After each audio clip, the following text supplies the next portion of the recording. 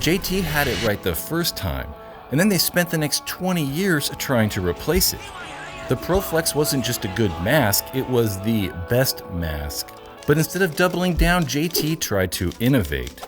New designs, new ideas, and new masks nobody asked for.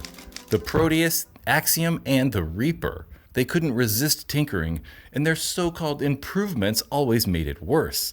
Meanwhile, the ProFlex never truly disappeared. Players hoarded parts, obsessed over straps, and argued over colors. The ProFlex wasn't just a mask, it was paintball culture.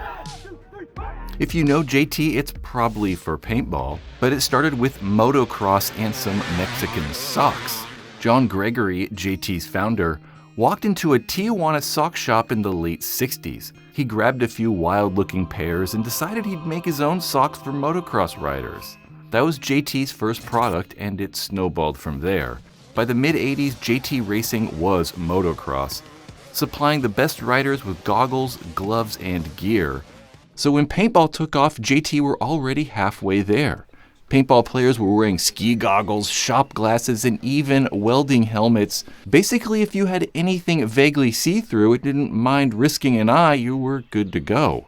Their first attempt, the GSX goggle, was really just a motocross goggle frame zip-tied to a plastic faceplate.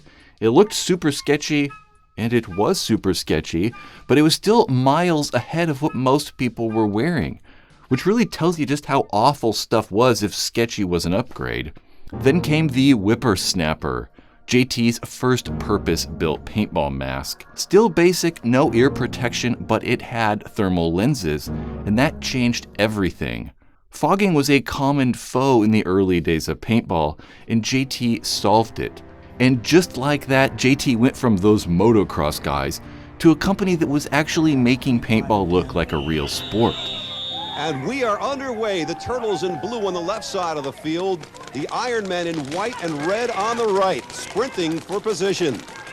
Their next mask? That's the one that would change everything, even if they didn't get it right the first time. The X-Fire. The X-Fire finally offered a full face coverage. The problem though is it just kind of fit a little weird. It was really narrow and the whole thing just felt a little wrong. Most players didn't bother switching and they just stuck with their whippersnappers. The X-Fire did do something important though. It introduced JT's first soft rubber bottom. It didn't really improve comfort though, mainly because the rest of the mask was just rigid plastic. So that little bit of flexibility didn't really change how it felt on your head. But it did give a hint at what was coming. And in 1993, they'd finally cracked it.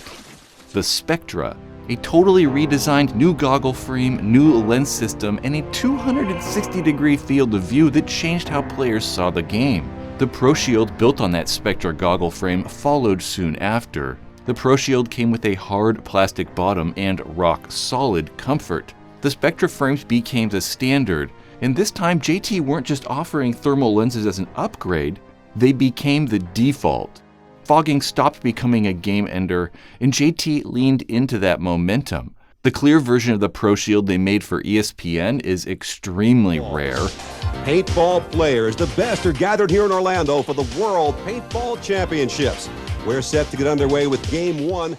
They only made 200 of them, and most of them were thrown out or just lost over time. And at this point, they're basically a museum piece. At the same time, rivals like Scott, Vince, and Brass Eagle were trying to keep up, but JT had something they didn't. They were building gear based on actual feedback from serious players. If you were competing in the mid-90s, you probably wore JT. As the last guy pops up to look for me, I shoot him. It's too easy. It wasn't just about winning, they were defining what winning looked like. If you're like me and everyone else and love the ProFlex, then you need to check out a personal favorite of mine, Paintball Retro. They have an unbeatable selection of JT masks, dozens of special order ProFlex colors and parts, over 100 different goggle straps, and exclusive versions of the JT Flex 8, a mask they literally helped bring back from extinction. Paintball Retro actually have more inventory than JT themselves, and are the exclusive distributor of Deviate and Threat parts. Run by paintball veteran John Dresser, who you might remember from PB Nation, they ship daily aside from when there's NXL events and John's at the Paintball Retro booth. If you're gearing up for your next tournament or just looking to upgrade your current mask, visit paintballretro.com. This is where things heat up even more. In late 1996, JT released the Flex 7. It was the next logical step, combining the spectral lens system with a fully flexible rubber bottom. JT had experimented with that rubber bottom before on the X-Fire, but that older design used the smaller Elite lens. The Flex 7 finally brought it all together, and it felt right. The fit was better, the breathability was excellent, and the flexible bottom gave players the possibility of a bounce, while also aiding in comfort. Weirdly though, JT launched the half stream at the same time as the Flex 7, and they've really just ripped off the rubber part from the Flex 7 and then kind of left the hard plastic nose area. It's just such a weird product to come out with at this time. You know, maybe if they released it 10 years prior, it'd have been really popular. But by 1996, leagues were cracking down on guys wearing just goggles, and they started requiring full face masks. The Flex 7, on the other hand, took off. Players loved the comfort and breathability. And it wasn't just weekend warriors.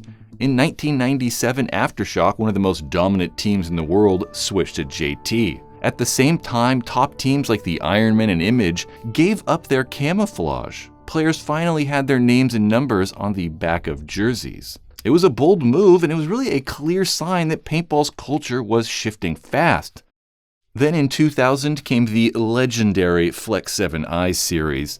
This is when JT fully leaned into style.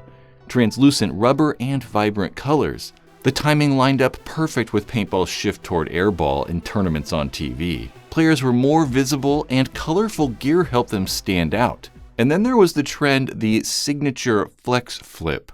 Because of that rubber bottom, players started flipping the front upwards. Why? Supposedly it helped with communication and breathability. You're saying, yeah, I wear a Flex and I know how to wear it. And I'm part of the cool group, right guys? Right? Back then though, it was the look. And this is really kind of where the Pro Flex started to become more personal. You weren't just wearing it because you liked your eyes. You were wearing it to show off your own style. So what happens when a mask stops being a mask and becomes collectible? You sell that Beanie Baby collection and then move all that money into ProFlex parts. By 2003, JT didn't just make the best paintball masks, they made the mask, the ProFlex. Rich Telford actually came up with the name, and it fit. These are the new ProFlex goggles. It's a Flex 7 goggle. What we've done is we've matched the frame color and the strap. And we've also gone ahead and put the soft earpieces on here instead of the hard earpieces. It makes the goggle a lot more comfortable. It's a lot more conforming to the side of your face. Basically, they just removed the parts that pros were already replacing and offered flimsy foam ears as stock. They made the mask lighter, more comfortable, and even made it better for communication.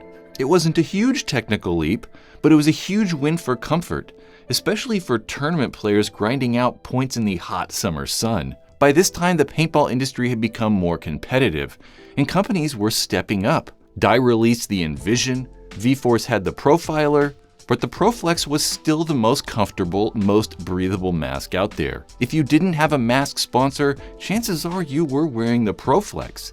Dynasty wore them, Excessive wore them, and the Naughty Dogs wore them. JT saw this hype and they leaned into it. At the 2006 Huntington Beach NPPL tournament, JT released 5 limited edition goggle frames, only 500 each. They weren't just new colors, they were standalone frames, sold separately for the first time, and they instantly sold out. The HB frames were new, they were bold, and they were rare. For the first time, a paintball mask felt like something you had to have, not just something you needed. And JT knew it. They followed up with the EPS frames in similar colors and dropped a wave of new straps. You know, I still remember digging through the rafters of the old paintball store, maybe like 2007, and stumbling across a JT racing strap. The elastic was totally baconed and all shriveled up, but I wore it anyway. A couple years later, maybe 2008, 2009, the hype started to cool off. The ProFlex was still around, but it wasn't the mask anymore. There was just much more competition. V-Force had the Grill, and Empire the E-Vent. For a while there, it felt like the Flex era was winding down. Then in 2014, seemingly out of nowhere, JT brought out the clear Pro Flex, one of the rarest bottoms ever. JT followed up with throwback straps, old logos, and even more limited edition masks. It was like they remembered what made the Pro Flex matter. The Flex didn't just survive a quiet stretch, it came back swinging. Even as the Pro Flex was peaking, it encountered endless competition. Oddly, a lot of that competition came from JT. They released the Proteus to try and outdo the Flex 7. It wasn't terrible, it looked kind of cool and modern, but it was somehow bulky and claustrophobic at the same time. Some players liked it, but most didn't. Then came the Axiom FX10. It was ahead of its time with quick change lenses, but the sizing was weird and it felt more like a prototype that had slipped past quality control. In 2008, they paid a design firm to cook up these ridiculous concepts. I mean, these things are all just insane, and I'm really glad they didn't make them. This Hellraiser one is just stupid. From those concepts, they did make the Status and the Reaper, though. The Status actually wasn't that bad. But the Reaper, I mean, sure, it's better than the Hellraiser one, but what's with the shark teeth look? Even the Flex 8, a name that should mean something, was lighter, but stiffer and less breathable than the mask it was named after. The Flex 8, though, didn't die like the previous masks. It still stuck around and does have some die-hard fans today. Still, none of those masks had the staying power of the Pro Flex. Not because they weren't innovative, but because they forgot the most important part. It was popular because it was right. It was breathable, customizable, and comfortable. While JT kept chasing the next big thing, players were on the field wearing decades-old Flexes, mixing old bottoms with new frames, using vintage straps they found on eBay, or, something dusty in the back of the paintball store. The Pro Flex wasn't just surviving, it was resisting. And eventually JT noticed. They stopped trying to outdo themselves and started listening. The E-Flex was supposed to be the answer. JT's rubber bottom paired with Empire's quick change lens. On paper, it checked every box. The E-Flex was a great mask, but it never caught on like the Pro Flex. Why? I don't know. It's nearly the same mask.